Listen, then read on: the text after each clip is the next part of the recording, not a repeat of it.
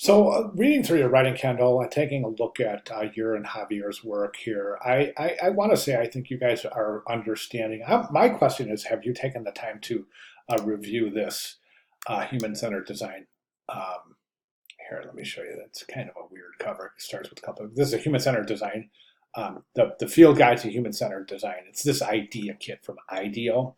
And this is available right over here. It's available in a few places in the class, but if you go to week 5 presentation, right down to the bottom, the first reference, that gives you a link to download the human-centered design toolkit. I highly recommend you do it and read through it.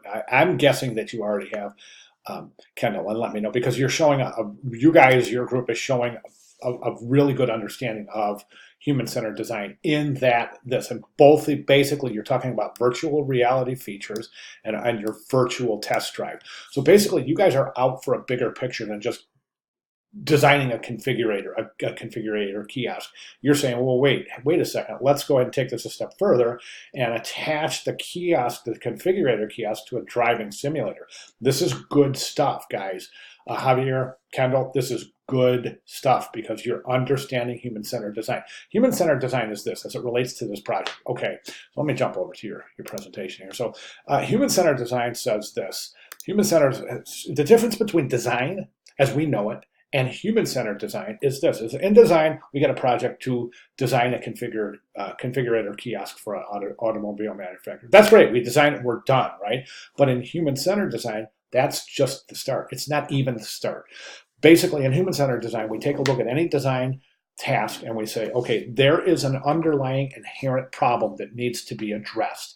Okay, so in this situation, after research, you would realize that the underlying inherent problem in the vehicle configurator kiosk is that buying a new car in the United States is an extremely unnerving and stressful proposition. And the reason being is because manufacturers and dealerships and salesmen don't have your best interest in mind.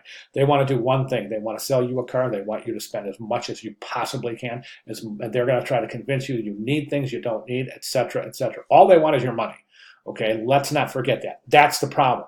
The solution is change it. And it's not developing a kiosk. No. In human-centered design, the solution is saying, okay, we've identified this industry-wide problem. Let's address a solution. So in human-centered design, we're addressing solutions. We're creating a better quality of life as opposed to simply designing a product or a service. Does that make sense?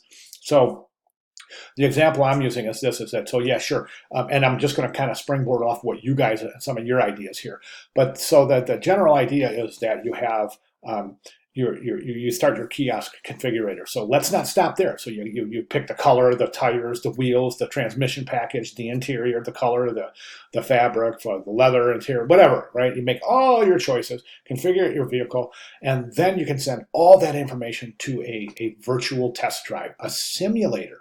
Okay, then you got it. Yes, you select your model, then, or actually the model would be preloaded in there because the computer would send it based on your configuration choices, would send that all to the simulator. The simulator is ready for you. It's got your model preloaded in it. You can drive it. Then you can change, and you can interrupt the test drive, change the road conditions, change the weather conditions, change the geographic location, change the driving situation, like conditions like hilly roads or flat roads.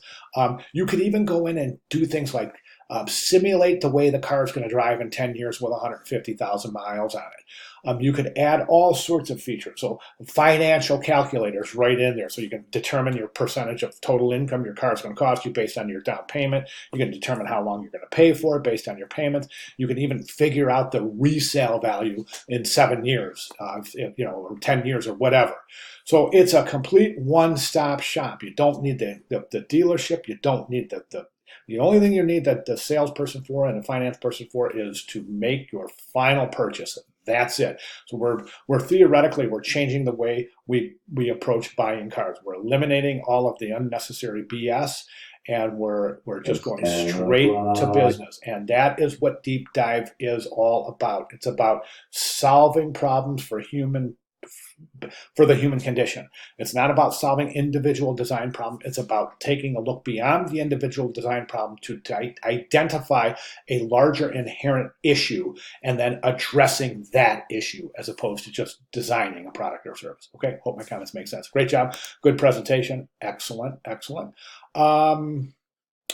All right. Hey, good job, guys. If you guys have any questions, Kendall, you'll be acting as team lead. So, but that doesn't mean either you guys have any questions at all. Your team, please let me know immediately. All right. Great job. Thank you very much.